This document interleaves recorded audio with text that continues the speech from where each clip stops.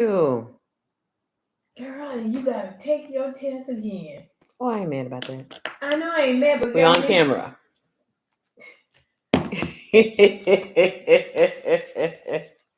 Amen. Amen. Good afternoon, everyone. Good afternoon.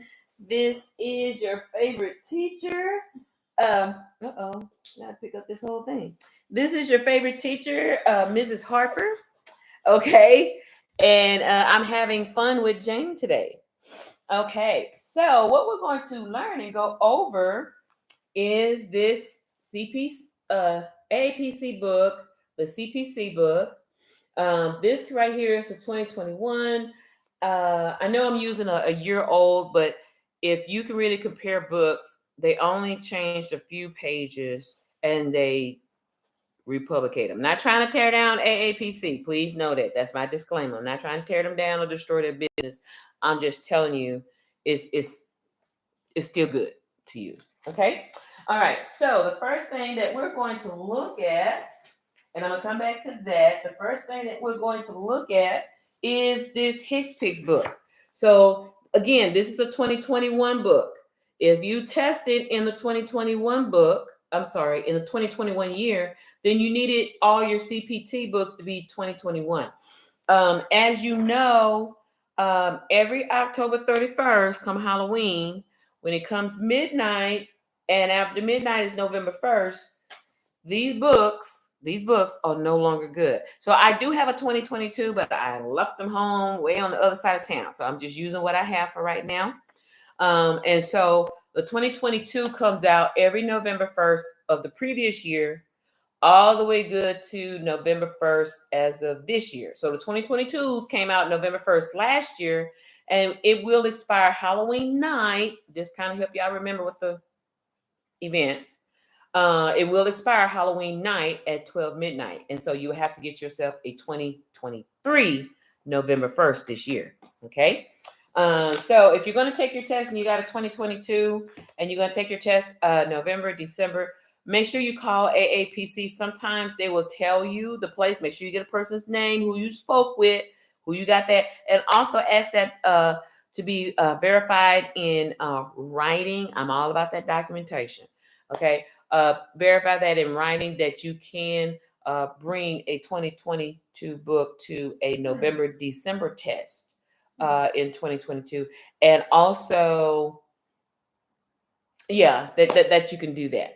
Now, sometimes they may allow it for 2021, but for me, I bought a 2022 in January, and I kept it safe for me. Okay, now here's the first thing: HCPCS. HCPCS. This book is good for durable medical equipment. If you're going to work in a home health store that does a lot of Medicare, Medicaid billing, those scooter chairs, those wheelchairs, the walkers, stuff like that.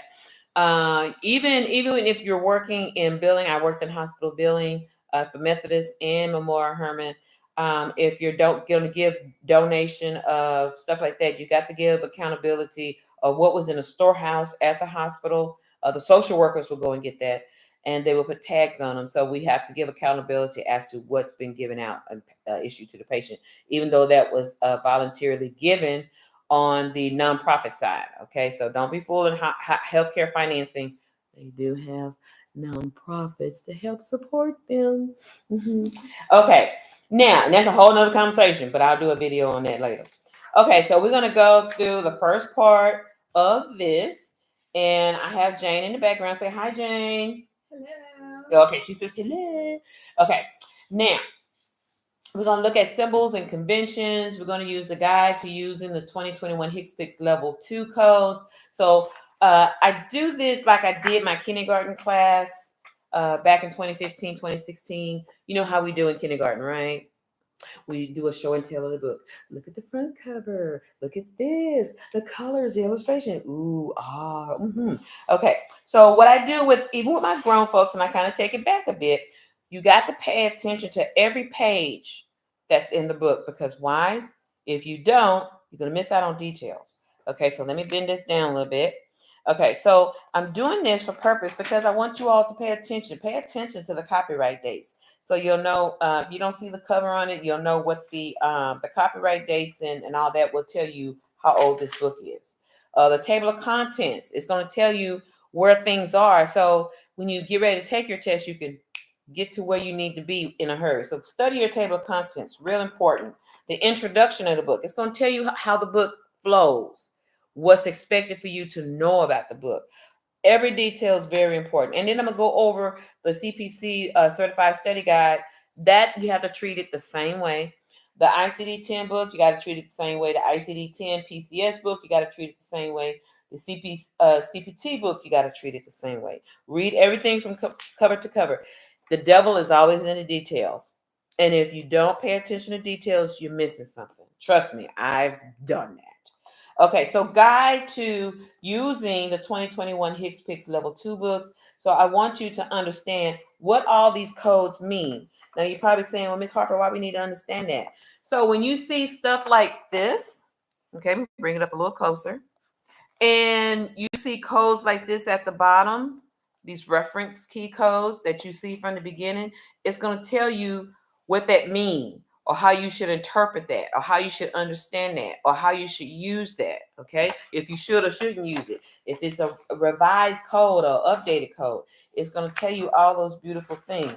Okay, so let's get back to where we were. Now, the symbols, thank you. The symbols and conventions of HCPCS symbols. I need y'all to go over that, be familiar with that. And then once you be familiar with that, then I need you to, so it's about 2 or 3 pages of that. Okay. Then you need to look at the payment indicators. The payment indicators are going to tell you a lot of things that you need to know. Okay, so all of this is the payment status indicators. Da, da, da, da. Okay, then the 2021 HCPCS updates. Okay, now these are going to tell you if these are new codes, what the new codes and new modifiers are. Now you're probably saying, well, Ms. Harper, how do they know to update this? I'm glad you asked. The World Health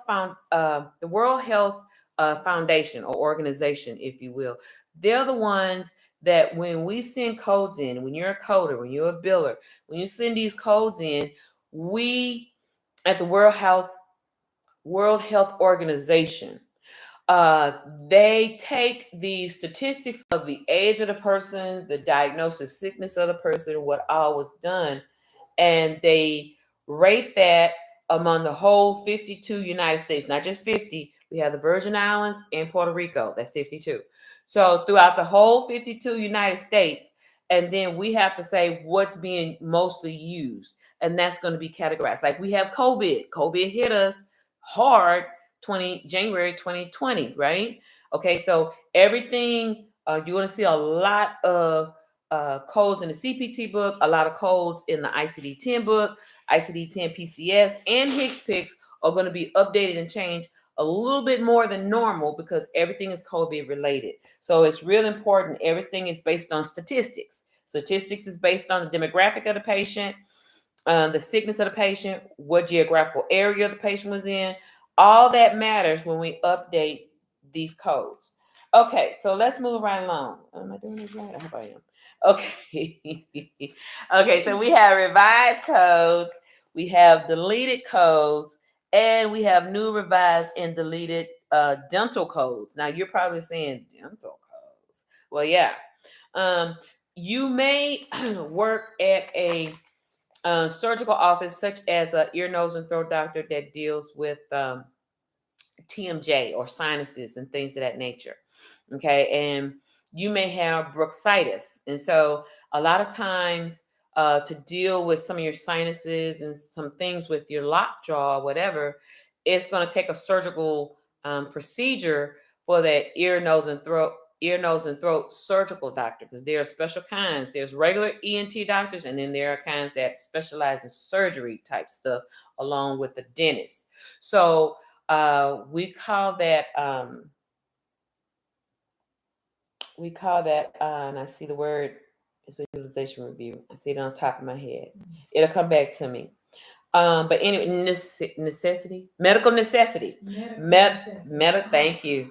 Medical necessity will tell that surgeon, that facial surgeon, it's a facial surgeon, that they need to be referred out to another dentist that deals with facial issues, and they're going to have to help assist in surgery, and they're going to have to help break your jaw and then put it back together in order for your sinuses and everything else to be corrected.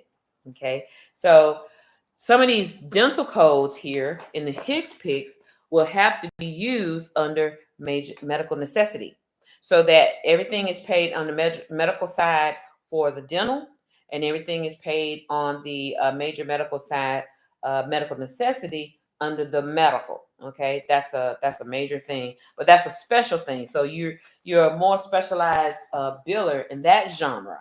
Okay, and now remember, for every specialty of physician of what they do, even radiology, because you have interventional radiologists, even pathologists. You have some that are forensic pathologists that does stuff.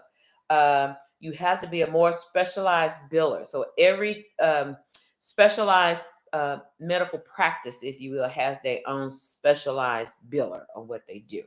Okay, so now we have also, just like you would in the ICD-10 books, and I'll show that a little later, you have the facial structures, the anatomy and physiology. It's good to familiarize yourself with all of this, so that when you do go and take your test, you can go back and find it. And they will let you go back and look at all this so you can be familiar with what you're looking at. Okay? But you got to be good with your time, and you got to be quick. So all these beautiful anatomy physiology illustrations, that is great. Be familiar with it. I'm not saying memorize it, but be familiar with it. But the more you code, the more you build, the more you inquire, the more nosy you are as far as understanding why your doctor document the way they do, and then you start seeing things in your head, like the guy on The Good Doctor. I can't think of his name, but the guy on The Good Doctor that's kind of artistic, but he's highly functional. He's one of those high functional, intelligent, artistic people where he could see stuff.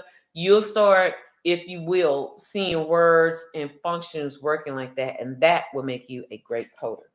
Okay, so all these beautiful things. Now we're going through the HCPCS index. Okay, now the reason why I'm going through that, because everything, if you're looking for a walker, if you're looking for a wheelchair, you're going through the index. The index in this is in the front. When I take you through the index of the CPT book, it's in the back. When I take you through the alphabetic index of the ICD-10, now this is AMA written, and they have written it, I think, according to AAPC, I think. I think Carol Buck, but something they have changed that, because this wasn't always like that. But this one was more written in fashion for AAPC, and I'll share that with you later. They put the alphabetic index front, then the tableau list second. But how it was a long time ago, it used to be the tableau list in the front and the alphabetic list in the back. It was just crazy, and I used to have to explain that to my students all the time. So anything you want to find, any kind of appliance, wheelchair, crutches, whatever, it's going to be in the index listed in the front. And then once we do that, then you go to the tables of drugs. Okay, these are like your vaccinations, things of that nature.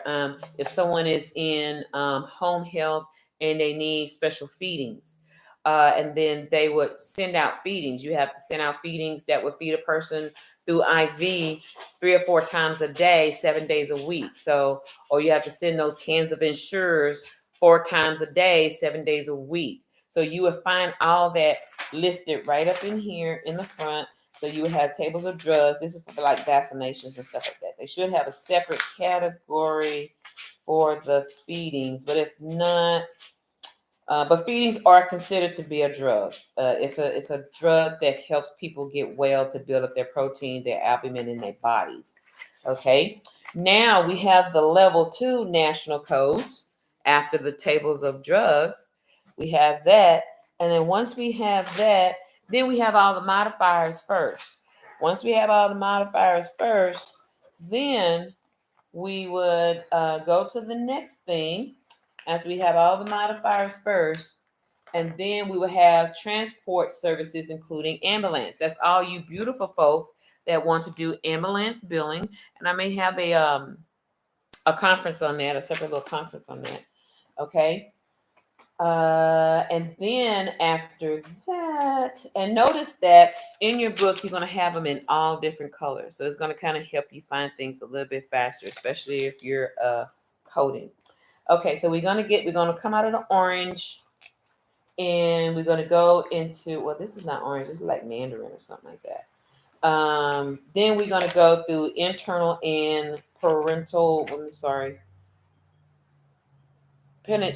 parenteral therapy. Okay, so that's what I was talking about, the feedings and stuff. Okay, so you have this investigational, you have all that. Okay, then we're going to come out of here and we're going to go through internal parental therapy. Okay, all that is purple. Then you're going to have the CMS hospital outpatient payment systems.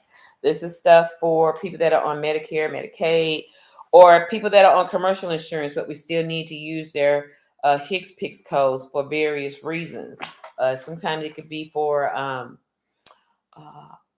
arthroscopy, but they have I want to say like a metal knee put in, prosthetics, different things like that. This is good to use. Okay. Then they have, again, these dental procedures, purple tab, dental procedures. Okay. So pay attention to your tab. Get to know your books. And when you get to know your books, you'll know how to find what you need in a hurry. All these are durable medical equipment. Your walkers, your wheelchairs, your crutches, things of that nature. So I'm just going over the books first because I want you to be familiar with your books and the use of your books. These are temporary procedures and professional services. Okay, so these are like services like for a visiting nurse, um, maybe for therapy, other stuff like that. That's a little bit more extensive than just your typical visits or your hospital visits or your post-hospital visits at the physician's office. Sometimes you're going to be asked, or vaccination. G0008 is a very popular code. I remember the days when I did the billing. I remember the days when we paid them as a claim. Sometimes, according to the insurance policy, we denied them or we had to rearrange them to 930010. But that is a most popular code that we use. Okay, so going from here, here's the next one. These are behavioral health and or substance abuse. Okay, these are folks that stay at these recovery houses and stuff like that, and they're trying to get off drugs or substance abuse, stuff like that. Okay, all right. Then the next thing is drugs other than chemotherapy. Okay, I know because I was on chemo for 5 months. So you're going to use some of these codes here. If you're going to be a person that deal with chemotherapy, what they call infusion suites or infusion therapies, they use that for the cancer. They use that for rheumatology. Some of those places there, you're going to be using these type of codes. So that's where you're going to find those codes in this HCPCS book. Then they have a separate section for chemo. Okay, so again, that's a whole different specialty of a biller. Okay, and a coder. Okay, then we have temporary codes assigned to GME, regional carriers, stuff like that. That was something they did at the time, and I'm trying to remember who was president. I think it was Bush Jr. or something. And me and my boss at Memorial Hermann, we talked about this, where how they redid the home health thing and they repositioned it. When that term come back up, I'll tell you what it was.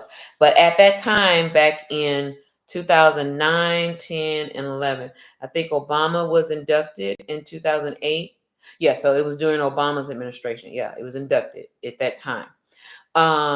They had to some kind of way put a little bit more structure on home health because you saw a lot of these home health businesses were popping up, but they were popping up and misrepresenting what they were billing.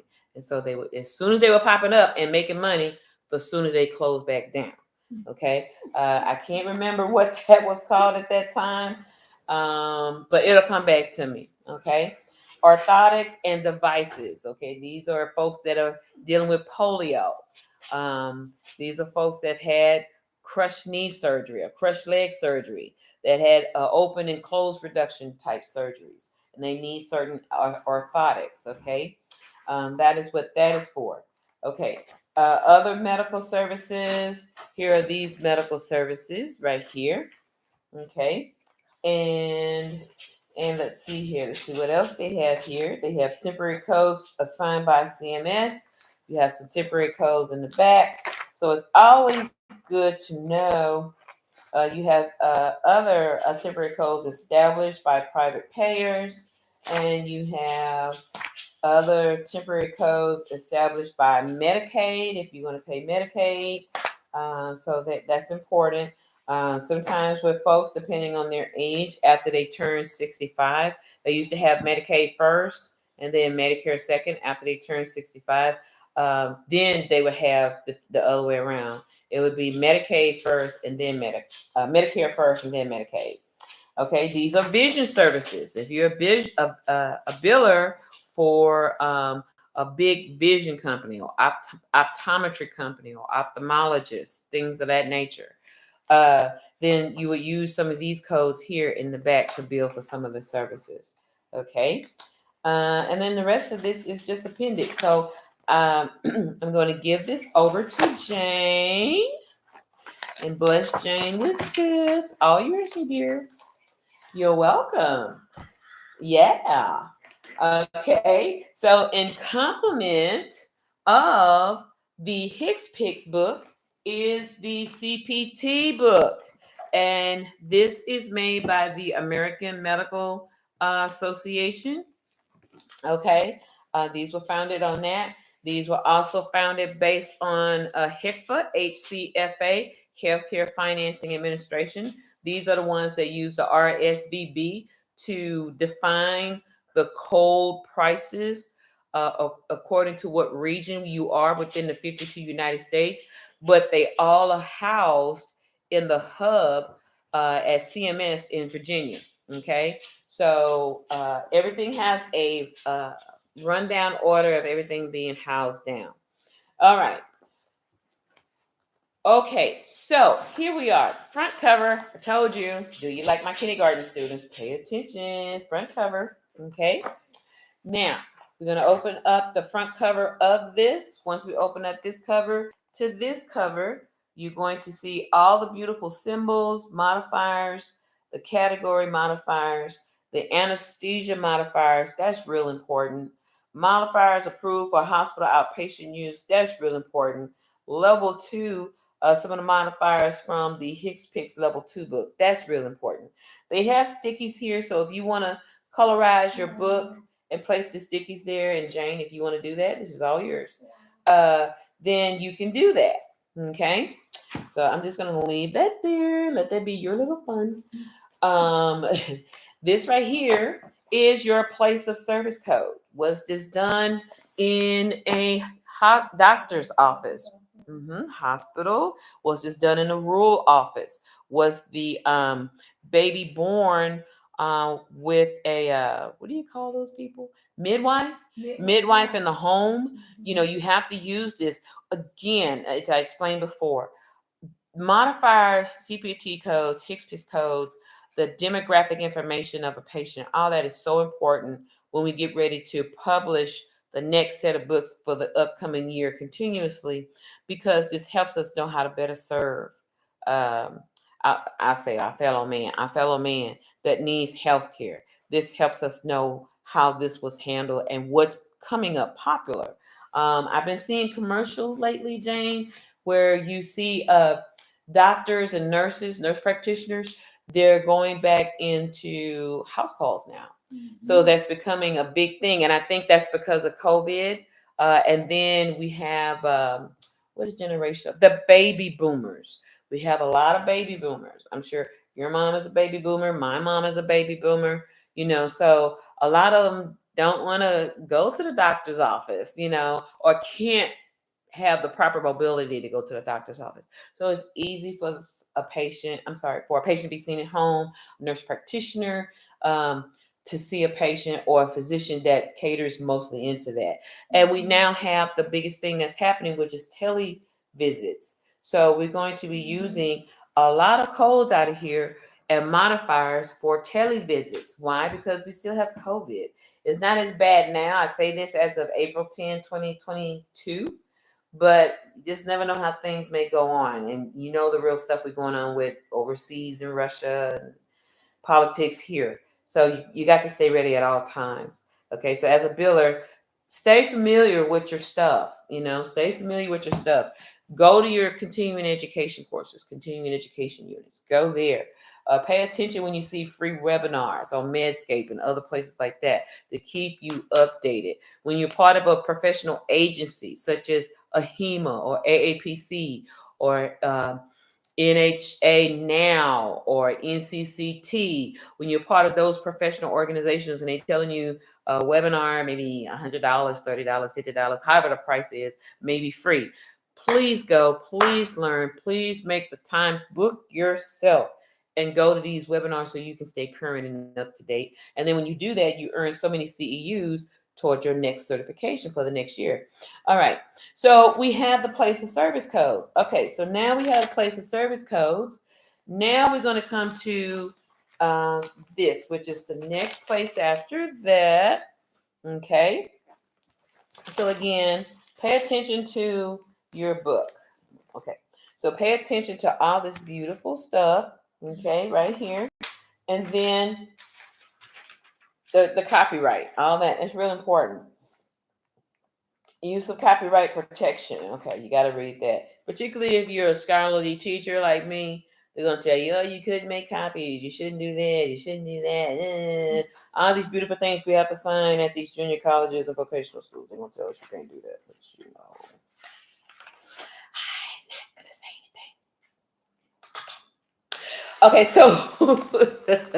so about the CPT book. Let's continue with that.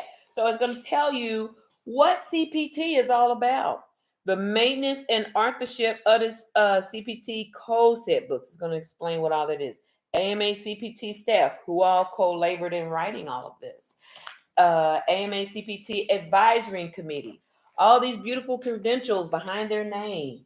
So if you see somebody on here with a CCS and all these beautiful stuff, that is you. That is you.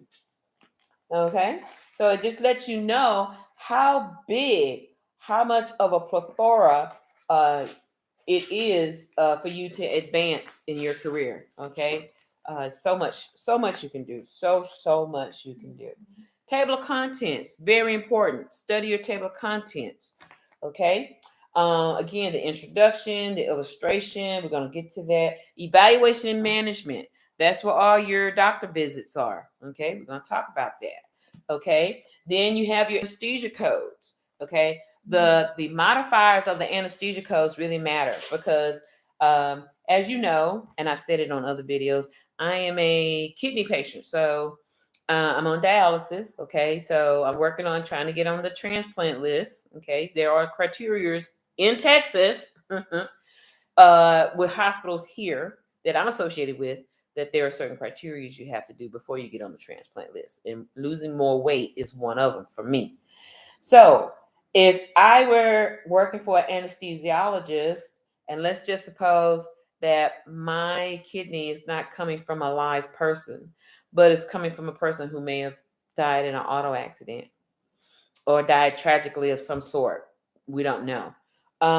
Then there is a modifier to say, anesthesia modifier to say, this comes because some kind of way they have to keep that kidney alive and keep you sleep or something, but they have to make known that this came from a person that was deceased. Okay.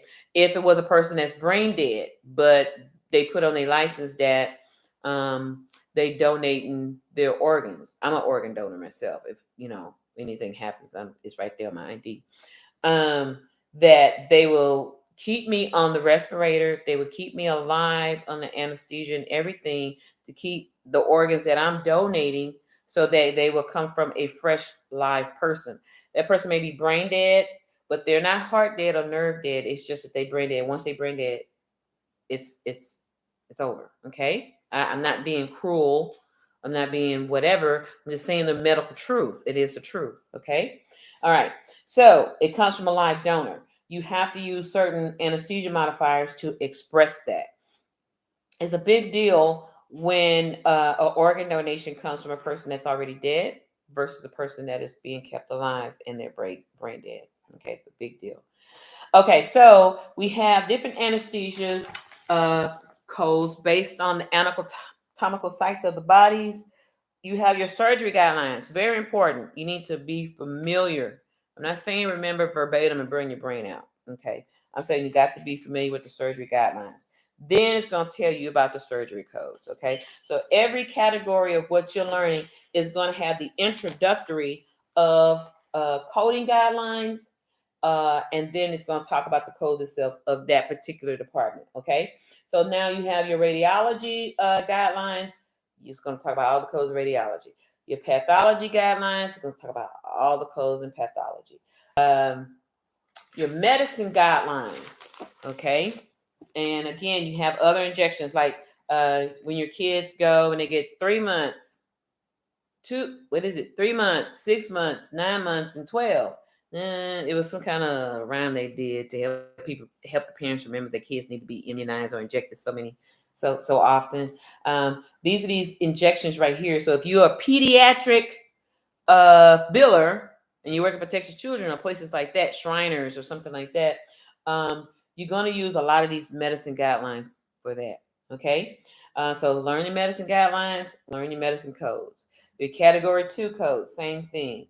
Okay, and on and on. So there are 11 systems of the body. It's really 10. Okay, well, being taught is 10. Really, it's 11. Okay, the reproductive system comprised of the urinary, the female, and the male. Okay, I like to say urinary and reproductive. I like to categorize that a little different from this than putting all three together. Okay, but it is 11. Okay, some will say 10. I'm not going to argue with professor you've been learning from. I'm just telling you my thought and theory. I'm not gonna have a pissing contest about that. Anyway, just telling you I'm not. So that's how that is, sweetheart. Okay, so let's look at this. Okay, so the instructions for use of the CPT book. Real important, people. Read this. If you're a novice to this, read this. If you need refreshing, read this. It's going to give you instructions. They write these books, they edit these books, they systemize these books to be foolproof in coding. So if you pay attention to the guidelines, pay attention to the instructions, it's going to tell you, no, don't use this. Go over here and use that. It's going to always give you breadcrumbs of what you should use and what you shouldn't use. Okay? And it's just that easy. Once you get used to it and then you develop your speed, you pretty much got it. Okay? Request to update the CPT nomenclature. That's a whole nother thing. They have a address you can update about that if you love trying to compare stuff, and then send it in for corrections. Knock yourself out. Application submission requirements, general criteria for category 1, 2, 3, and 3 codes. Code specific requirements is going to give you that. It's going to give you information about modifiers, guidelines, add-on codes, place of service codes, special reports, things of this nature. Okay, so now we're through with that. So now here's the illustrated anatomical part. Remember I told you, if you watch the show The Good Doctor, the way he sees things in his head, he always beams up in the sky and he tries to imagine what he sees. This is some of the stuff that he sees. So they have the prefixes, suffixes, and root words. In case you forgot, here's a refresher of some of that. And then they have other stuff like this. Okay, now coming over here, procedure illustrations. Okay, so now we have the anatomical sites. This is being shown. This is very good. because you need this. If you're going to read the soap notes, if you're going to read the outpatient notes, stuff like that, you need to understand the body planes, the different body aspects, stuff like that. If this was coronal plane, sagittal plane, horizontal plane, all that really matters. You need to understand what is being said and being typed out from the transcriptionist, right? So you can code better. So if you don't quite remember, come back to this picture and say, oh, he went this way, he went that way, or he went this way. So you'll have a better view. Evaluation and management tables. Okay. So here's a good one right here. So there are modalities, and I'm going to teach you about the modalities in the evaluation and management. If there are 2 out of 3 modalities that are listed within that SOAP note or within some outpatient notes, and all 3 are not said or met, but 2 out of the 3 have, that is the code that you need to use. Okay, now here's office or other outpatient services, initial services here. And it's telling you how to use that. Subsequent, when it's continued observational care, outpatient services, initial hospital care, subsequent hospital care when the doctors go and make their rounds in the hospital. You billers at the doctor's offices still should get notes from the hospital to say he came to see this patient XYZ day until discharge. Okay, so he still got to get paid $250 for 7 minutes. Okay, and that's the gospel truth. That's how they make their money. They make their money, we make our money, we all make our money, and we happy. And we should be getting bonus checks from Christmas. Okay, I want my bonus check. Anyway, moving right along, evaluation and management is the truth. I want my bonus check. Evaluation and management. Here we go. Office visits. Okay. Here are all the coding guidelines. You need to read that. Be familiar with that. All the beautiful coding guidelines. Okay, here's a whole bunch of them. Whole bunch of them. And then I'm going to begin to teach you all this, but I want you all to understand how to use your book. Okay. Now, starting with this right here, you have office and other outpatient services. And this is like a category for new patients if they seen the doctor for the first time. Okay. If they are seeing the doctor and they establish maybe this is their second time, third time, fourth time, maybe they're in year 3, 4, 5, they are now considered established patients. Very good. Okay. And then this is all of that for nurses, for doctors in the visit. Nurse practitioners use these same codes. Okay. In proxy of the physician because they're working under the physician's license. Okay. So that's how they work. Okay. So now we have anesthesia guidelines. Okay. So you got to familiarize yourself with these anesthesia guidelines and kind of write yourself some notes as you go through all of this through the anesthesia guidelines. Okay. All right. Super fantastic. Okay. Now, here are all the codes for anesthesia. Okay. And this is where this begins. Okay. So for every time you go, and again, everything is in color, and that tab list that's in the front, you can tabulate this to help you find your codes really fast. Okay. And so now we're coming out of what color is this? Baby blue. Look like baby blue. I'm not gonna say periwinkle, but it looks like baby blue. Okay, so now we're coming into surgery. Surgery is right after anesthesia. So evaluation management, anesthesia, now surgery. Okay. All right. So you have a table of contents, where to find everything. You have the surgery guidelines. So if you're going to be that surgical guideline, that surgical coder, you need to know what surgeon are you serving, because not all surgeons are the same. You have thoracic surgeons, you have regular general surgeons, you have different kinds of surgeons. Okay, you just have to know what's your surgeon's scope of practice. What is his certification? He is a surgeon, but he must stay within the scope of practice of what he's certified to do. And then you got to study that, because if you don't, You'll be doing something, and he'll be doing something, and he'll be wondering why he's not getting paid. And you and I just both discussed that the other day, why a certain doctor didn't want to listen to folks. Okay, no more comments. Okay, I rest my case. All right, so here we go. All right. So here's the beginning of surgery. All these wonderful codes, blah, blah, blah. And they go according to, okay, so here's your integumentary surgeon. Okay. Here's your musculoskeletal surgeon. Okay. Here's your, hold on, let me change. And these pages, these sections are different colors. Your cardiovascular surgeon. They make good money. So if you're gonna look to marry a doctor, marry a cardiovascular. Let's see here. Digestive surgery. Okay. Urinary surgery.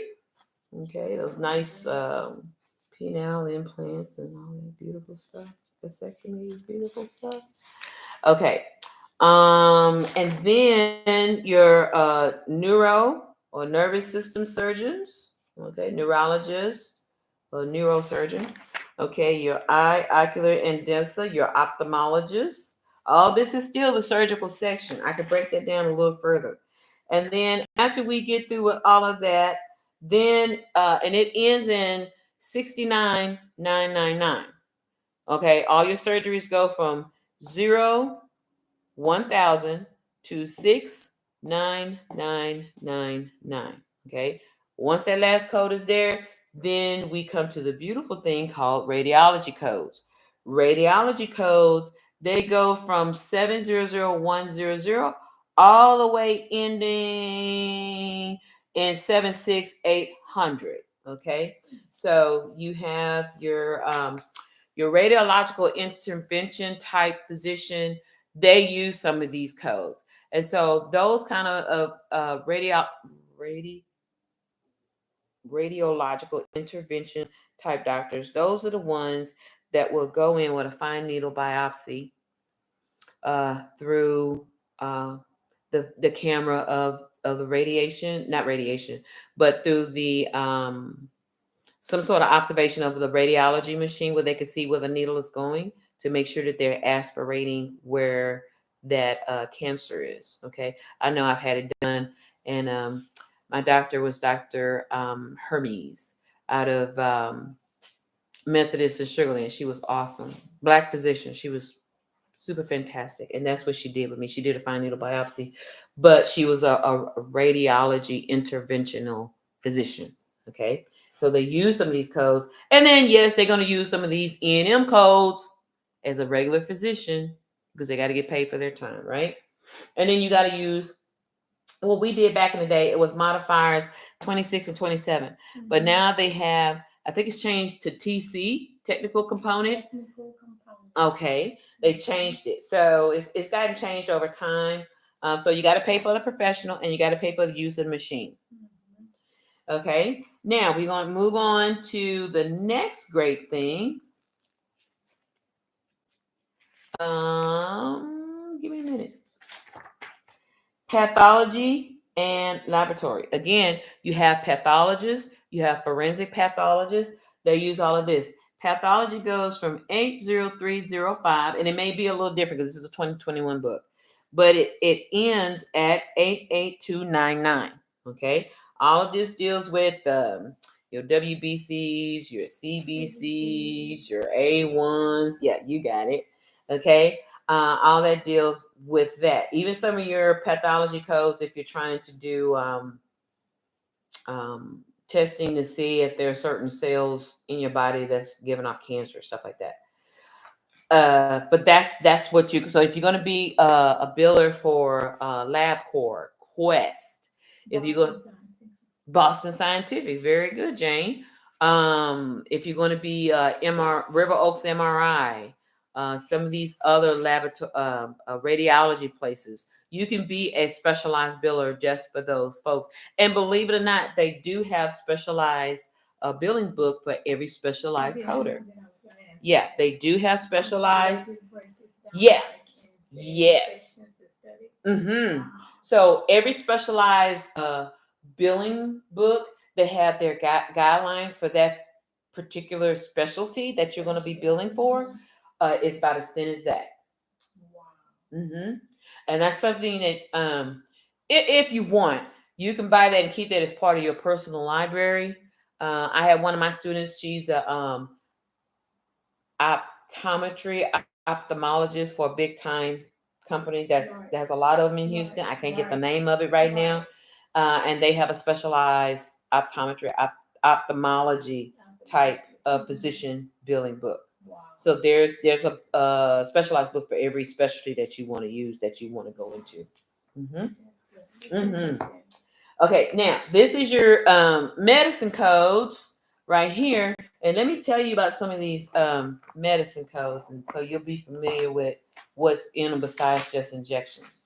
Okay, so you have your coding guidelines, you have psychotherapy, immunizations, vaccines, psychiatry, biofeedback, dialysis, hello, hemodialysis, hello, all that gastroenterology, folks that wear those bags, okay,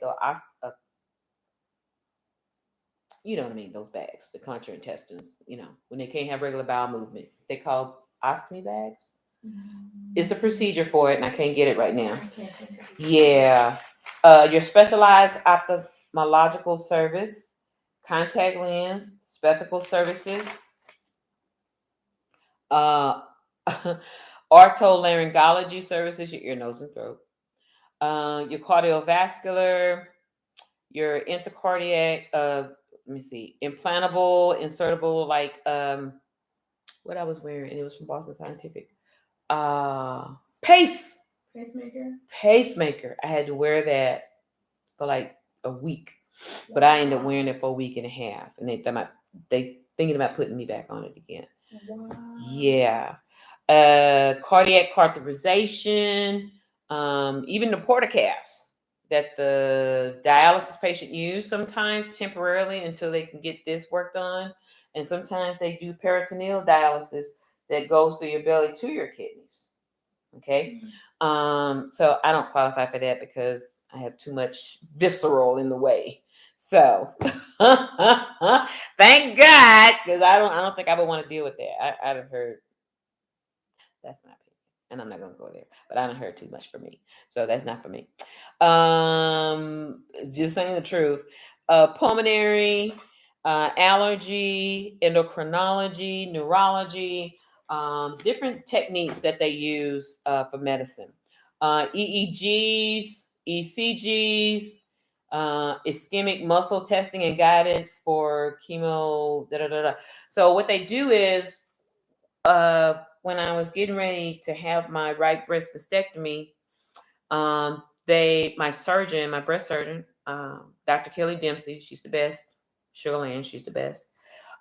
They had to connect me to all these nodes just to see if I was going to have any future lymphedema problems. So that's what that was for. And to see if I was going to have any lymphedema. I mean, this is just naturally fat, but what can I say? Anyway, medical genetics, genetic counseling, adaptive behavior, central nervous system assessments, behavior assessments, hydration therapeutic, prophylactic diagnostic injections, infusions, chemotherapy, and other high complex drugs.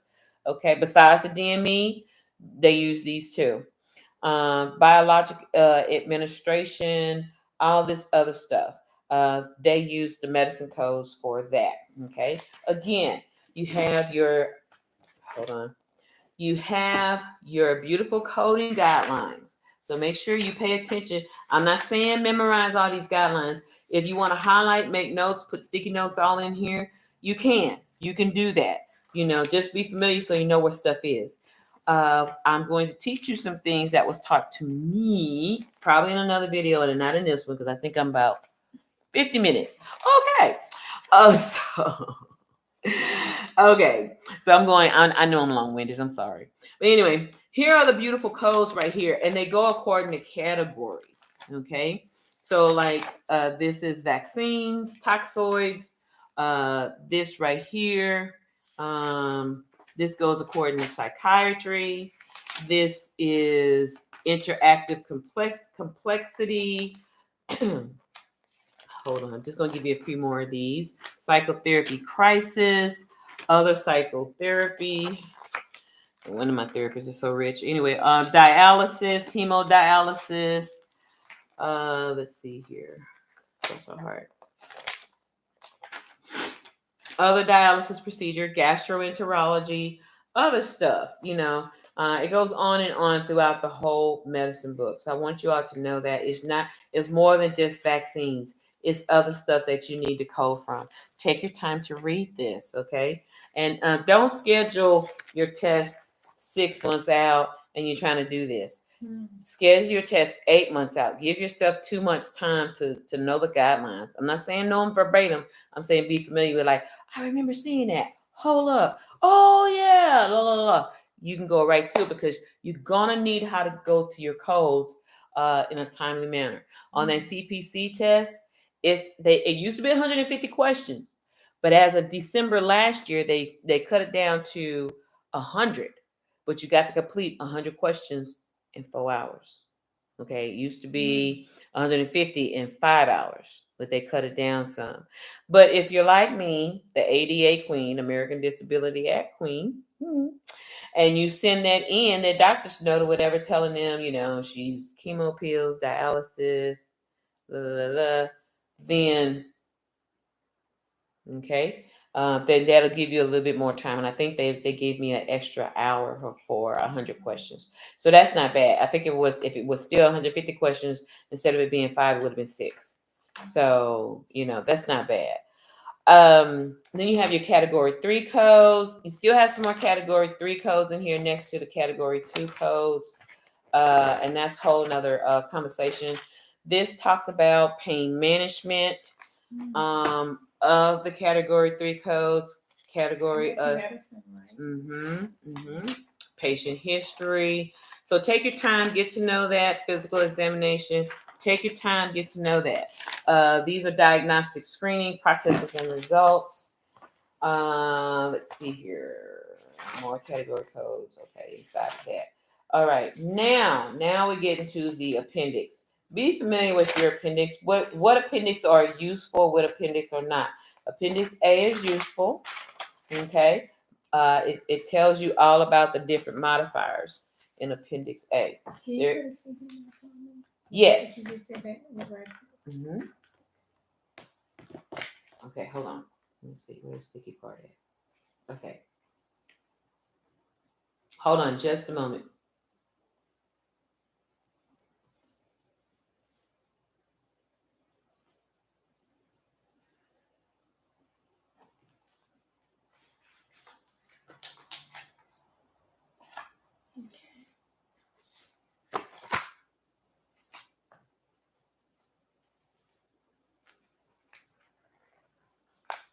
All right.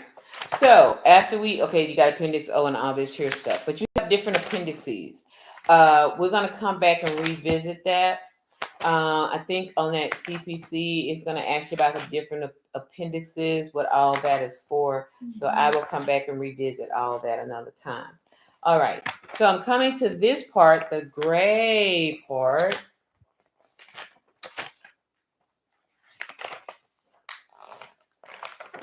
Okay. Now, in Appendix P, a lot of them. Okay, now we have the index, the main terms. It's going to tell you how to read the main terms of the code. Come back this way. How to read the main terms of the code, the modifying terms, the code ranges, the conventions, the pathology and laboratory.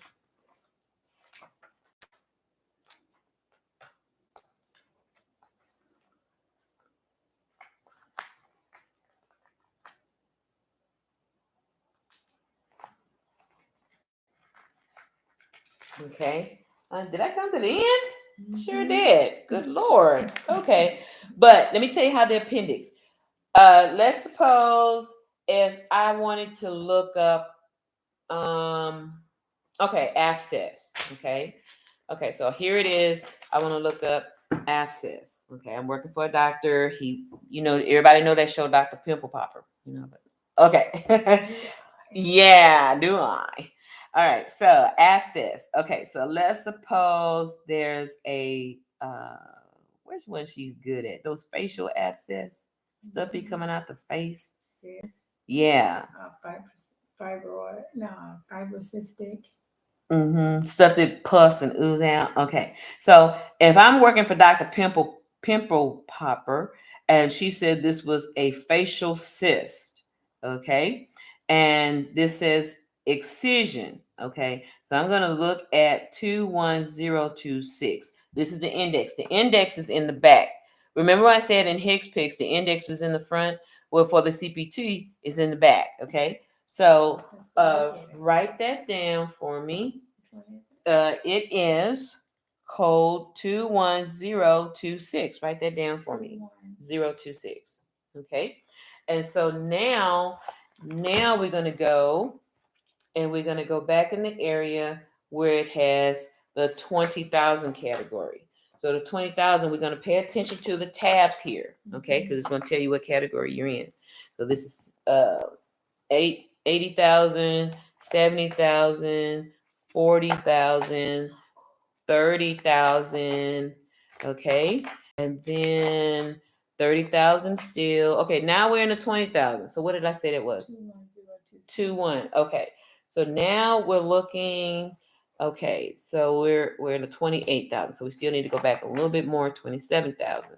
Okay. 24,000. Okay. Hold on. Okay, so now we're in the 20,000. So we're getting close. We're in 20,000 still. We're getting close. We're in 21,000. Okay, we're in 21,000. 026. Okay, so 21026, Jane. Okay. All right. So head. Okay, found under head, main title. Skull, facial bones, and temporal mandibular joint. Okay, incision. But that code in the back that I found says excision. Okay, so there's a big difference. Incision is to cut into, to go into. Excision is to cut and bring out, to cut out. Okay, all right. So 26 Okay, so this falls under excision of the bone. That is for osteomyelitis or bone abscess. Okay, mandible on the face. Okay, and then this right here is another code, but this is also a standalone code because it doesn't have a sentence in front. However, the beginning sentence is here. So this is how you would interpret it. The beginning sentence is preceding this. So you would interpret excision of bone, that is osteomyelitis or bone abscess, mandible, also, or which is facial bones. So since this is facial bones, but it's under this sentence structure, but it's all by itself, short, 2 words. It is a standalone code, and you can use this code. Okay. Now look right here. This says CPT assistant. This has a symbol right here in front of it. So what that tells you is it tells you the uses of it, how that code was updated, how that came to be. All that comes with the statistics. Okay, so I just gave you a little touch of how to find a code under the name in the index, and then you would go, and then the head of it. Okay, so there's a major head of this. Hold on, let me see. Let me see. That was the description of the code. Yeah, it was a description of the code. It's telling you where to find it. But a lot of times, a lot of times it'll give you details about the incision, and then, but sometimes it'll give you coding guidelines before you proceed. Okay, for each section like this. Okay, they'll tell you not to use this code with this. So when they do these codes and they make them. Trust me, they put it so well put together. You should not fail in coding. If you do, you're not doing what you're supposed to do. I'm just gonna be kind like that. Okay. You're lazy. Is what we say in Creole. You're lazy. You're lazy. Okay. I'm just gonna say the truth. You're being a lazy bum. Okay, lazy bum. All right. So I'm gonna bless you with that, Jane. This is yours. You're welcome. Let me kind of adjust my butt in this seat. I've been sitting on one side for a long while. Okay. All right. Now, the last book, and I'm showing you all three of these books because if you're going for your CPC, these are all the books you need. You do not need an ICD-10 PCS. That's if you're being a certified inpatient coder. Then that's when you'll need, maybe three, except for the HCPCS, but you may need all four of them for that. And that's a whole genre of a test. Yes, that's inpatient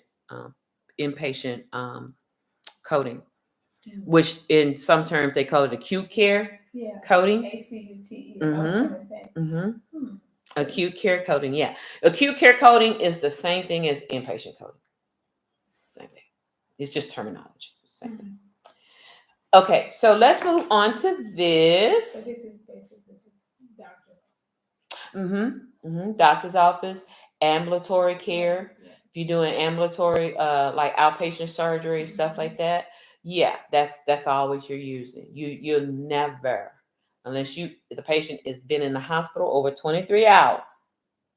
If they've been in the hospital over 23 hours, that is inpatient. Okay, I don't care what they tell you. Can you go back and take that part of it, or you mean as far as the test? Yeah, get certified for it. You could take your CPC and build from it, right, to take your certified inpatient coding. Yeah, but again, that's a whole nother level, and that's a whole nother guideline book you have to study, because this, I'm going to go through guidelines in this too. Okay, so you build from it. You build from it. So this is just foundation. CPC is just foundation. They do have some other like coding assistance, something like that. You can get that if you're trying to do beginner's level, but if you can achieve this, you're still gonna learn at the beginner's level. The certified coding assistant is for those that are like in school learning to be a coder, or getting their associate's degree in health information technology, or getting their bachelor's in health information management, and they're in their junior year and they trying to get that internship job. Same thing, 2 year, 4 year, they trying to get that intern. Then that's when it's beneficial for them. And a lot of times through internship, the facility may pay for it. Wow. Facility may pay for it. But you're challenging this, you're gonna get it. I can see it already. You're gonna get it, so don't worry. Don't worry. All right, now the last mega book. I say the big granddaddy of them all. Hello. Yeah, ICD-10. Now, let me say this for you, new folks. You're hearing about ICD-9. ICD-9 has not been in use since 2014. Okay, it hasn't. Obamacare, healthcare reform, Trump care, whatever. It really started with Obamacare, healthcare reform. Is when they came up with ICD-10. 2010. ICD-10, 2014. 2014. 2014. So now, your book. Pay attention to the cover. Kindergartners, let's go kindergarten for a minute. Cover. Inner cover. Because I'm telling you, the devil's in the details, and you've been missing out on so much. When I go through that CPC book, you're gonna understand why I'm taking you through this like this. Because when you get educated and you've been in it so long, you can get arrogant and you think you know, and then when they put it in writing in the front, because they already know, she ain't gonna pay attention. She ain't gonna go right through here because she thinks she already know. They put the very important things in details where you folk like me who been in it, and we just think we can just flow like that, and we don't take the time to read. And then when I looked, I was like, oh, how did I miss all that? Oh my God. So I don't like to miss nothing. Okay, if I pay for this, I'm gonna get my money worth. I'm gonna look at all this. Okay. All right. So pay attention. Who all wrote it? Who all contributed? The table of contents. How to use the ICD-10 complete code book 2021. What's new for 2021 or 2022? We're in 2022. Same thing. Conversion table of the ICD-10. 10 steps to correct coding. See there. See there. Help yourself now. Come on.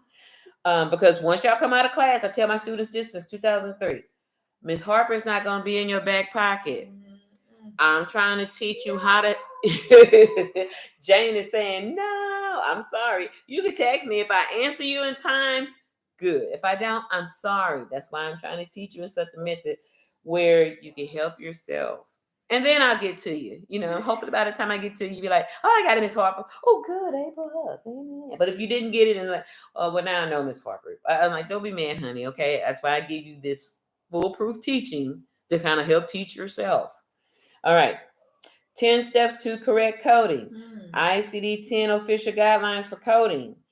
Coding guidelines 1 and reporting. ICD-10 CM index to disease and injuries.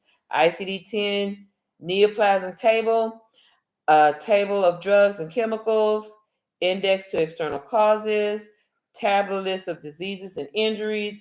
And all of this goes by chapters. Now, there are 21 chapters in the tableau list. Okay, when you go in the back. Right now, we're going to go through the alphabetic list. I'm going to tell you why it's the alphabetic list. But there are, now this says 22 chapters. What is this? Code for special purposes? That's something extra. But there are 21 chapters. You have different appendices for the ICD-10. Be familiar with them because that's going to be on the test. Okay. Illustrations. Chapter 3 illustrations. Chapter 4 illustrations. And these are going to be some of these beautiful anatomy physiology. I don't know if I went through that through the CPT book. I didn't I? Okay. Well, we'll revisit that in another minute. Okay. Now we have ICD-10 official preface. Characteristics of the ICD-10. They're going to tell you why they changed it. The ICD-9 was 3 characters, three numbers, 3 characters, then a dot. Then it will tell you by a red dot in front of that it needs to be a 4th character or a 5th character, and I think sometimes 6th character. ICD-10 have alphabets in the front. It goes by anatomical sites, so it's going to have an alphabet, 2 number characters, a dot. It's going to automatically have a 4th digit if needed. It's going to tell you if it needs a 5th digit, if it needs a 6th digit, and sometimes it's going to tell you if it needs an anchor. An anchor is an X, like XY, and that Y could represent something trivial as open or closed reduction. It could be something as twins or live birth of twins or single birth. It could represent if this was a first time episode, subsequent, or not latter day, late effect. Okay, so now it has 7 characters. Okay, so ICD-9, 6. ICD-10 could possibly use 7. Okay, and they go by anatomical sites with the first alphabet in the front. Nothing to fear. So if you look up live birth in ICD 9, and it may say, I'm just spouting out. Okay, don't judge me. 650.01. Okay, and you may work for a company that says, okay, this person is still using this. This has been since 2014. We still got physicians that still want to do what they want to do. You got to translate that, update that to 20 ICD-10. Okay, so you're gonna take 650.01, translate it, and find live birth in here, and may use where it says I think it's S or T. It's one of them. S60.01 XY. for single live birth, something like that. Okay, so in translation, yes, ma'am. So basically, what you stating is that you would take that ICD-9 code Mm-hmm. and find it in ICD-9-10, and whatever letters in front of that, you would reference it like that. Mm-hmm. You will find it in ICD-9 that looks like this. It'll say ICD-9. You will find it in ICD-9. Write that code down, translate it, and find it in ICD-10. Translate it first. Yeah. So you would translate it. Listen, you would go from some people will, okay, say for example, if Dr. DiMaggio, I'm just saying, Mhm. is sitting in and he's 70, he just can't get with the change. Okay. He's still going to use 650, 0.01. And he's sending it in. Okay. You're the coder before it goes to the biller. You're going to have to transcribe that. But what is it? Well, let me look at my own life. Oh, single live birth. Okay. Well, let me find single live birth in here in ICD-10. ICD-10 says it's X60.01.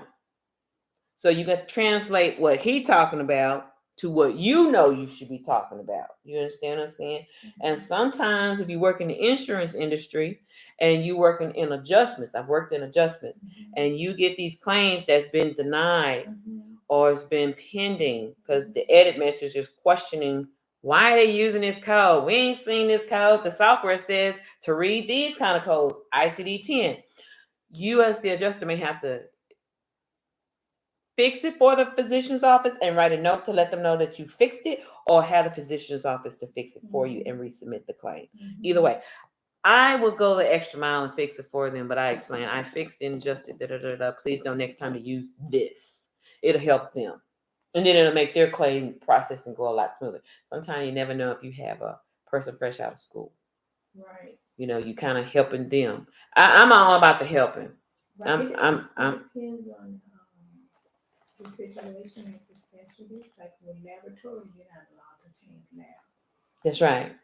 But like this is physician, so if you're in a position to be able to do that, that will be okay. Yes. If you you're in if you don't have, and then you don't have to go back to the doctor. You can just send them a note, like you said, and say, hey, I will change this code, and can you update this also in your system? Awesome. Yeah. Very good. And you said the key thing, Jane, is that if the time allows you, okay, a lot of times I may not always be allowed that extra time to do that because everything is production driven. Okay. Books may not be on hand. Yeah. Mm-hmm. And we have no references. Right. Yeah. Now, here's the shortcut for that. You may not have the books, but you may work for a facility that has the encoder. And that's a software where you can still use this, but it's just on software. It's the same thing. That is correct. Right. But everything doesn't matter if you're on the physician side or the insurance side.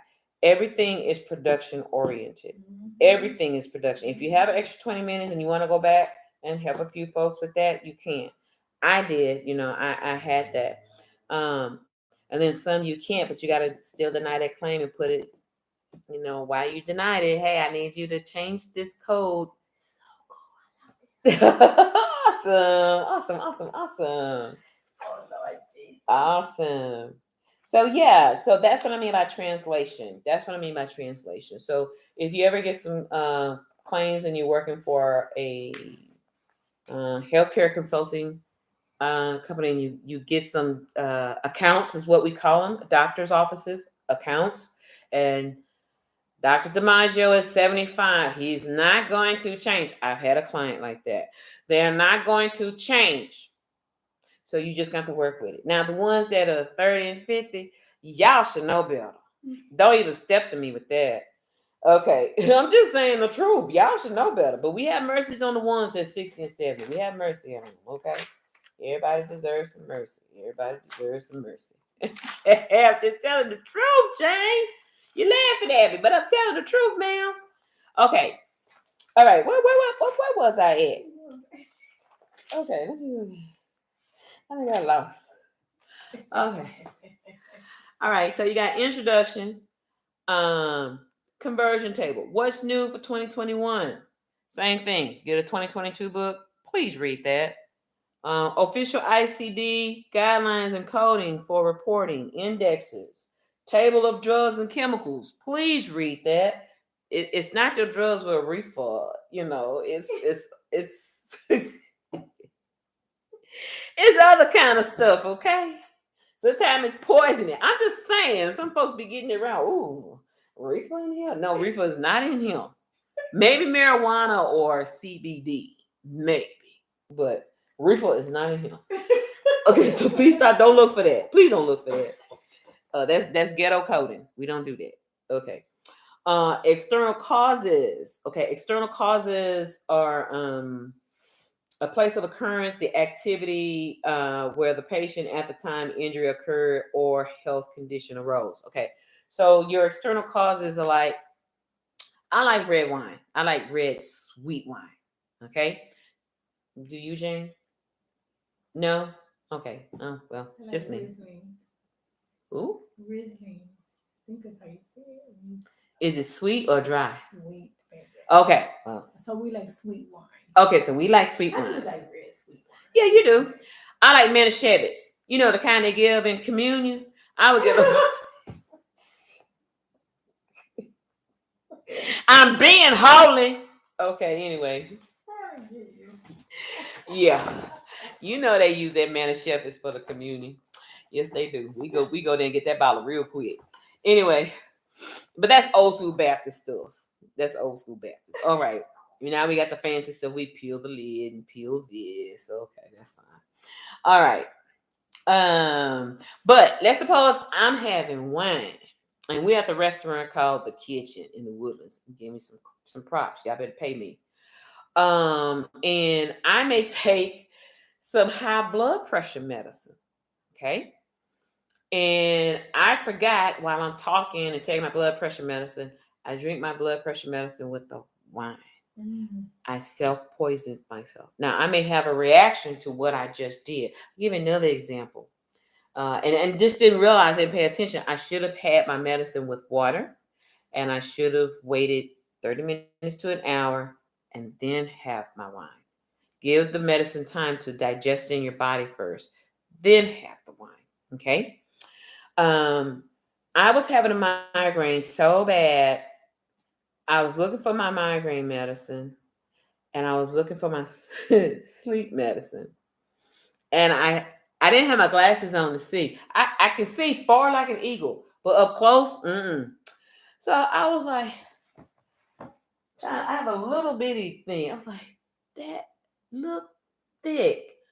That looked like my migraine pill. Let me feel that. It feels thick. Okay, that's my migraine. Okay, this looked like some other pill. I didn't think it was doing any harm or whatever. No, I was looking for my migraine, and they both shaped the same. This look thick, this look thin. And I had my glasses on. I said, "Oh, my migraine's so bad. Let me take both of them." I'm thinking I had 2 migraine pills. When I got through, and I laid down, and then I woke up, and I was like, and then I thought somebody was in my room by my bed, and I said, "What are you doing in my room? Why are you by my bed?" Look, I mean, I was seeing hallucinations, just hallucinations, and I didn't know I had accidentally mixed drugs. Accidentally, that can happen. External uses, so it's called self-poisoning. That can happen. So I said, I will never take drugs without my glasses, trying to feel them, being lazy. Okay. Lazy, boom. Okay. So anyway, that's what we did. That's what we did. That's what I did. And I thought I saw a bear and all kind of stuff. And my mind was just racing. I said, "Ooh, I'm scared of drugs. You will never catch me doing illegal drugs. Never." That scares the hell out of me. Okay, it did. Ooh, that scared me. I thought somebody would. Okay. See also. Okay. Difficult codes. Pay attention. Parentheses, brackets, shaded guides. Following references. Additional characters required. Remember that anchor code I was talking about? Anchor, and then it could be an X. It could be anchor A, B, C. Was it subsequent? Was it a first time episode? Was it a ladder effect? That's what this is. Those are the anchor codes. Those are the anchor codes. Additional characters. Additional characters. I call them anchor codes, but additional characters. Okay. Additional characters. Okay, so yeah, because I've never heard of anchor code. Yeah, that's just me trying to describe it my way until I get it in the front of my head, and I so it's additional codes. Tableau list of diseases. All your list of diseases is going to be in alphabetical order from A to Z.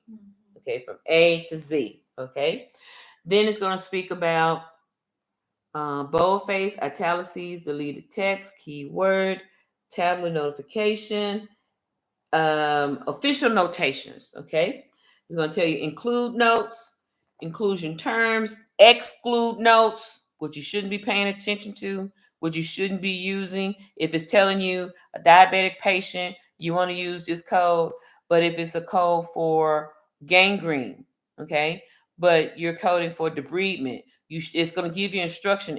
Exclude this out if you're using this code for this. Those exclusion nodes are going to tell you do not use it for this. So make sure you read all that. Exclude one note, exclude two notes. Code first, use additional code. Okay. Code first. Let me explain that. If a person, okay, perfect. If a person is diabetic, and I always use the tree method. Use my pen. If a person is diabetic, we all know diabetes affect every culture, every color, every race, every age, okay, even juvenile, okay? And they're going to say, well, how did you develop diabetes? Oh, I was 40 years old. Okay, so you had the predisposition of it in your younger years and then it disappeared. Maybe you had the predisposition of it in your pregnancy and you were diagnosed as gestational diabetes, okay, while you were pregnant.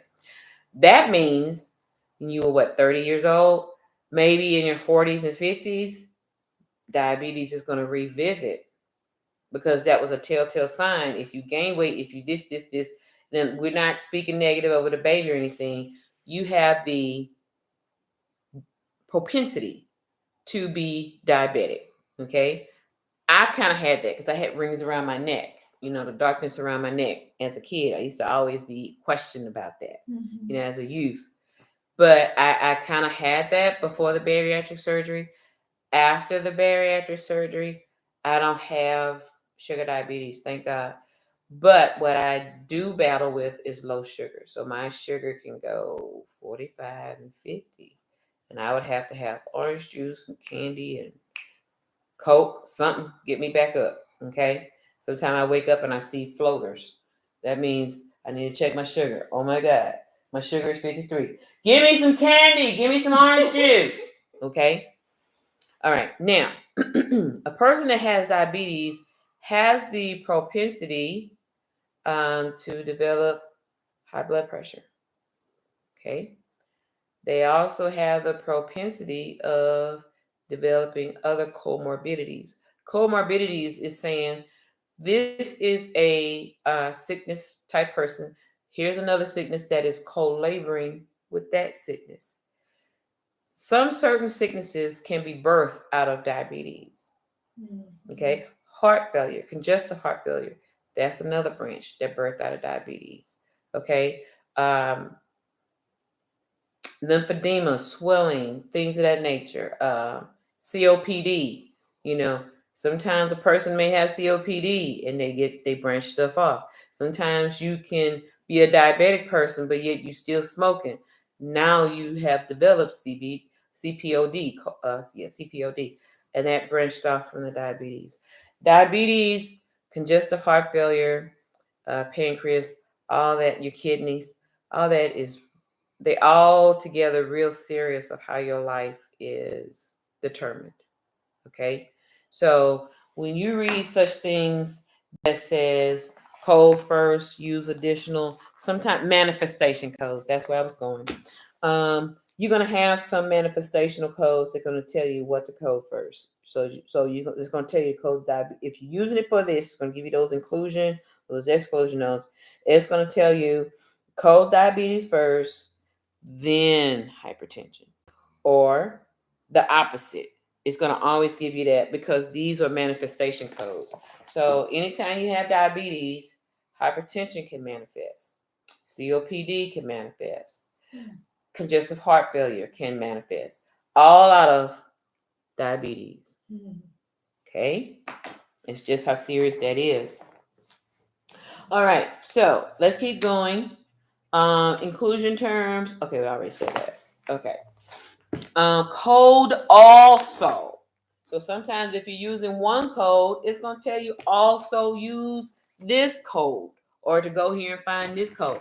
But if it matches what's in there, but it's going to tell you what to use. Revised text, deleted text. AHA coding clinic citations. Coding clinics are real important when you're working in the coding facility, at a doctor's office or outpatient facility, or even where you work and you have a practice manager that keeps up with that. It's always important to pay attention to your coding clinics. Sometimes there are little newsletters that comes folded up, and they come folded up, and they issue out to each person to read. Read your coding clinics. Who sent those? The AMA. Okay. AMA send those out. AMA send those out because they have those indentations in there in the CPT books that will tell you. Definitions, coding tips, icons. Okay, so these are different icons: a circle, a triangle. The coding characters. If you need a fourth digit, fifth digit, sixth digit, seventh digit, and then it'll tell you how 7 digits work. Okay, placeholder alert. That's that anchor I was telling you about, that additional character. Okay. Age edits. All these guidelines here for newborns, pediatric ages, maternity ages, adult ages, male diagnosis only, sex edits. Okay, so we got a lot of LGBTQ going on. So we're gonna have to really be mindful. And I say this to all my students. Everybody have their differences of opinions and their beliefs, right? But we live in the law of the land. So you have to obey the law of the land and do what the law of the land upholds you to do. Some insurance companies are going to request certain criteria and what you should use and how they want the patient's claim to be paid for.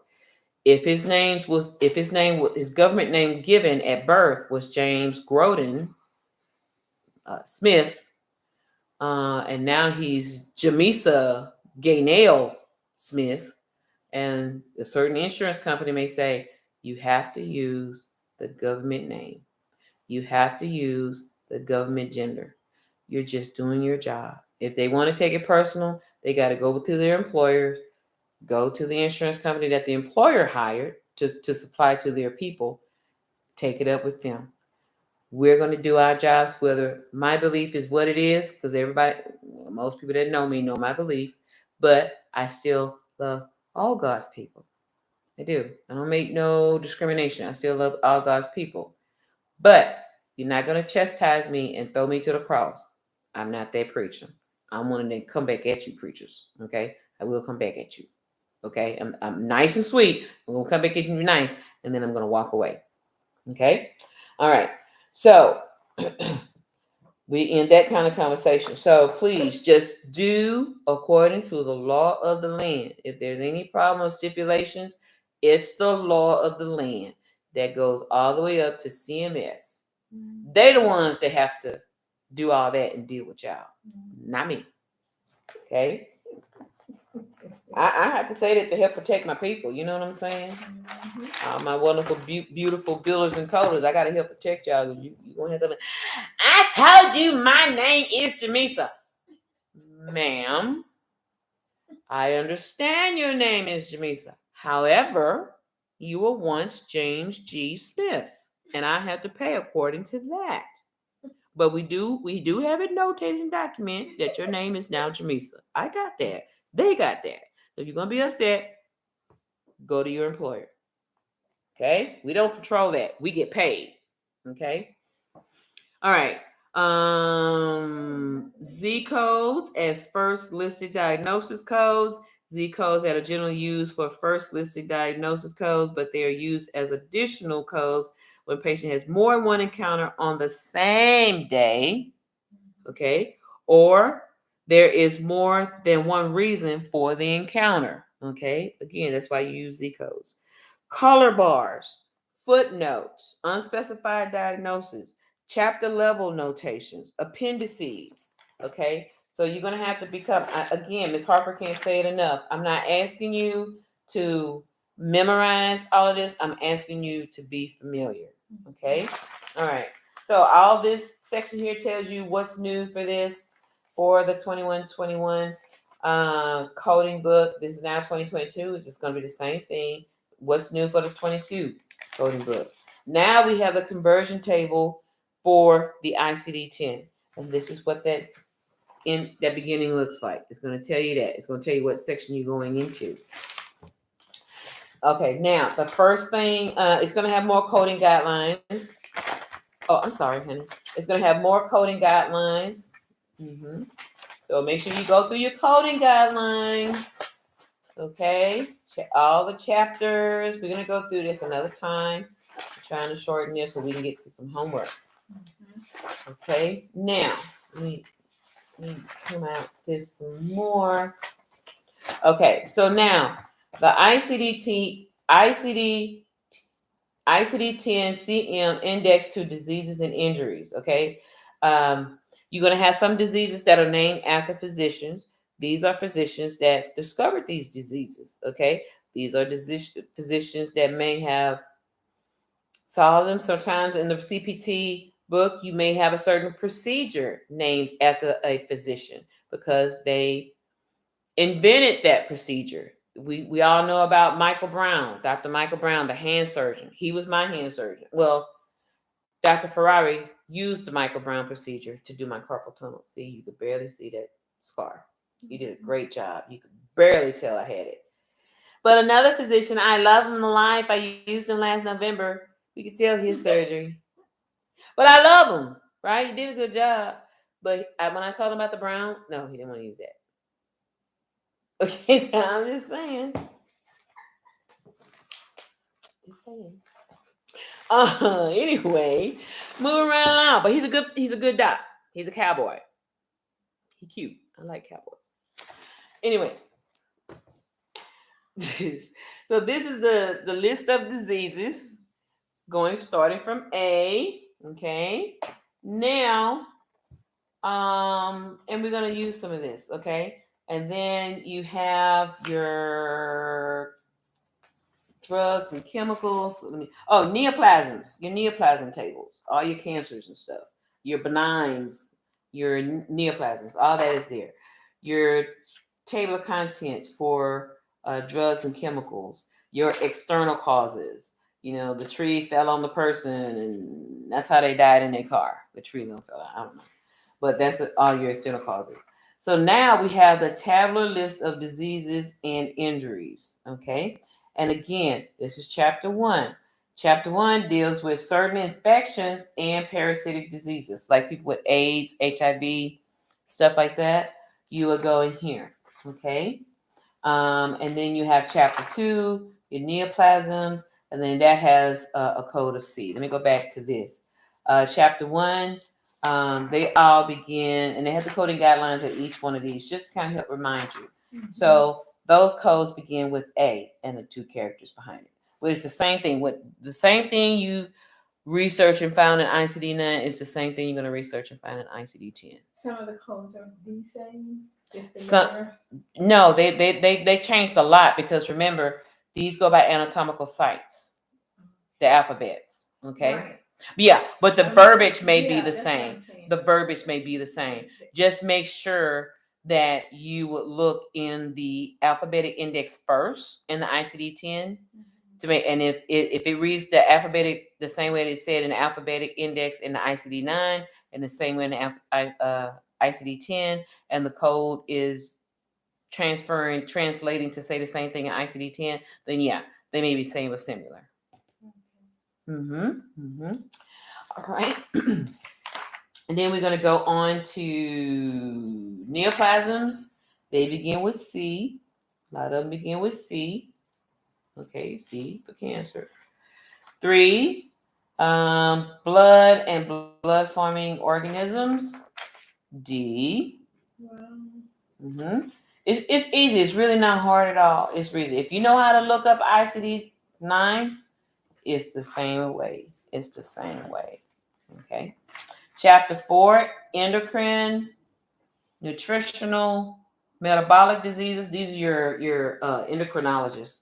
Okay. So all of these are going to begin with E. Okay, it's chapter 4. Chapter 5, mental behavior, neurodevelopment disorders. They begin with F. Now, I hope some of you lay people,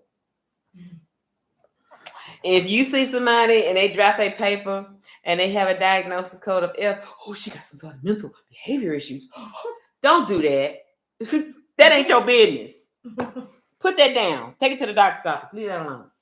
Okay, just saying. Sometimes it'll put people's business out there wrong. Diseases of the nervous system. Okay, so some of this is going to begin with G, and you keep moving on and on and on. So you got the gist of it. Chapter 7 begins with H. Chapter 8 begins, it continues with H. Chapter 9 with I. That's dealing with diseases of the circulatory system. Chapter 10, diseases of the respiratory system. That begins with J, like bronchitis, J40. Yeah, J40 is so popular, bronchitis. Diseases of the digestive system. That's K. Diseases of skin and subcutaneous tissue. That deals with L, alphabet L. Diseases of musculoskeletal deals with M. And M is not your, it's another code for benign coding for coding. They use M codes for that. But it's not that. That was in ICD-9. M means a whole different thing. It means diseases of musculoskeletal system. So it's M for that. They're called morphology codes. Morphology. They morphed into something different. So the cancers can be, sometimes you have those difficult cancers that are not as easy to be defined. So they use a morphology code in neoplasms. That was back in ICD-9. But I think they still use that, but they categorize it as something else. These like your blood cancers and stuff, those are difficult. Well, there's some patients out there with that. Right. But those, but those are very rare cancers. And the very rare cancers that there's no real code for, they use a morphology code for those. And then if you want to be a tumor cancer registry person, then there's a certification for that too. Because if you want to work for MD Anderson dealing with nothing but tumor cancer, because the codes that you use for tumor cancer, it tells where it came from, what year, how. Each digit of the codes tells something different. So if you want to detail.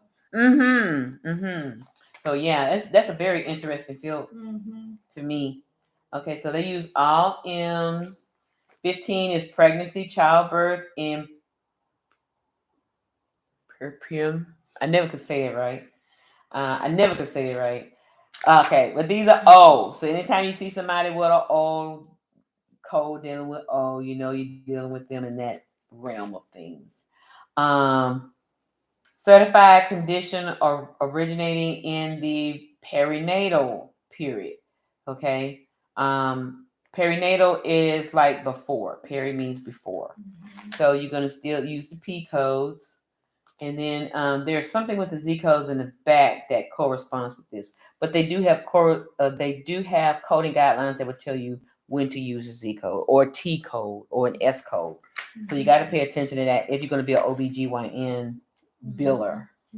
Okay. And I've done some of that with a client that I had. And they have certain codes that they use for Medicaid patients that were pregnant teenagers, bless their hearts. 14, 15, 11. Yes.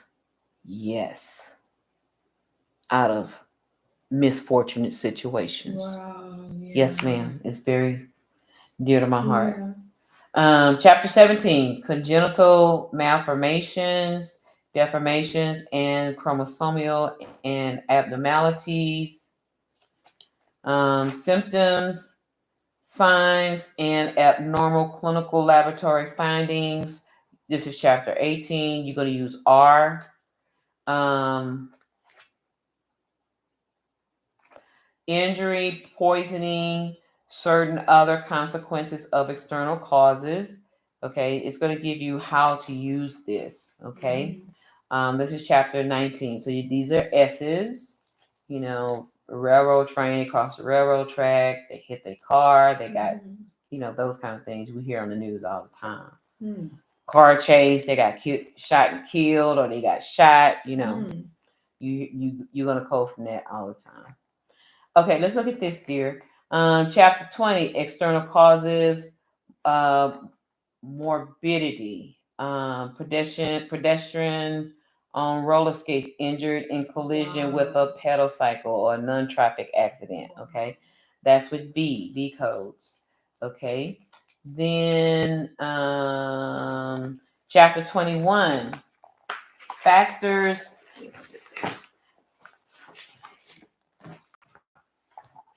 influence health status and contact with health services.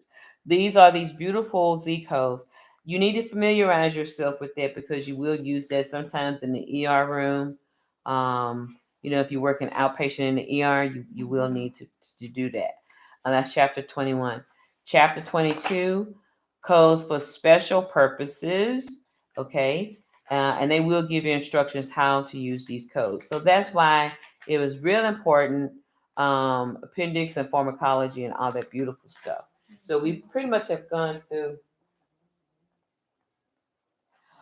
Oh my God. Jerry, honey, I am so sorry. What's up? We had a misfortune to happen with the pastor of that church in that area where you are, honey. I'm going today? 7:00 this morning, yes. Oh my goodness. Yeah. So I know you're there at the church. We're not going to continue with her. I'm going to send you $20 for your troubles for your gas for coming out. No. You don't have to do that. It's literally outside my neighborhood. It's like, when I looked up the address, I was like, wow, I literally drove. I could have walked here. Let's just put it that way. So you don't have to send me money. You sure, honey? It's right. I know. I'm dead serious. Like, I don't. It's not even a mile away from my house. Okay. Not even. Okay. So I literally drove out my neighborhood, made a left, and I was there. Bless your heart, honey. Bless your heart. So you stay off Nan's right there. Ella. Oh, yeah. I'm familiar with Ella. Yeah, you're not too. Nance is I'm looking at the street for Nance right now. Yeah. We're Bobby and I are gonna try to find something else. I know he's trying to find another venue to have this, and we may have it during the week and post to sign up elsewhere during the week. However, I told Bobby that you're going to be working during the week, maybe on the weekend or something like that. We'll request your help to take it down. So yeah, let me know. But like, remember, I'll be in League City, so I'm not gonna be like as I'm gonna be really far away most of the time. Okay. But I've been telling my clients lately, if if I'm here on the weekends, I'll be more than happy to come help you guys do stuff here and there. But I'm just not gonna be as mobile as I used to be. So yeah. But I'll try to help y'all out when I can, when it's not too far out my way. Yeah, and we appreciate you, Jared. I just love you to life. I appreciate you. Oh, wow, I'm so flattered. Yes, sir. I don't know what I did, but no, you're a nice young man. And when I know, needed you, I think it was what was it last year when I met you when I requested you off TaskRabbit? Yeah, just about. Okay. So we made instant connection. Then my husband really liked you, and that really impressed me. And cool. You're like a favorite son to us almost. So I like really? to stay. Oh, wow. I'm very serious. And young people that don't mind helping, but we understand you have a life. I get that. Trust me, it's not hurting my feelings. It's not hurting my feelings. Neither one of our feelings. But I just love the fact you have a willing spirit to help when you can. And I appreciate that. Yeah. So congratulations to your job. God's blessings and the blood of Jesus over you while you're going there, honey. And anytime we'll let you know sometime in advance. Now I know specifically you're more southeast Houston League City than southwest. So, but that's not a problem. Yeah. So I'm just trying to let my husband know that, he's a chemist. He's not used to requesting ahead of time. I am. So and I understand people's time and I value that. So that's how I roll. But yeah, weekends, yes, we're gonna always try to see if I get you ahead of time, and if not, we can always go to TaskRabbit. But we like to stick with you because we're familiar and comfortable with you. That's why. Yeah, that's how most people are. Yeah. That's understandable. Yeah. But keep in mind, there's a lot of other good fine folk on TaskRabbit. And maybe there's some more awkward ones I've heard. I've been in one client, and they said that a previous tasker was like kind of weird or something like that. But I think that's just life in general. I think you're gonna run across that type of stuff, regardless of what platform you use. People with different personalities. That's right. Yeah. That's right. We still. Oh, sorry. I gotta go, honey. I forgot I was teaching a class. Okay. Oh, okay. Love you. Okay. Bye-bye. Bye-bye. Oh, Jane, thank you. I forgot I was still on camera. So y'all bless me. I'm just real. Nothing fake phone about me. Okay. Anyway, we are through with this book. We done went through A to Z. All right. Miss Harper is starting to see flutters, so I need to eat. I will check back in with y'all on the next video. Hello.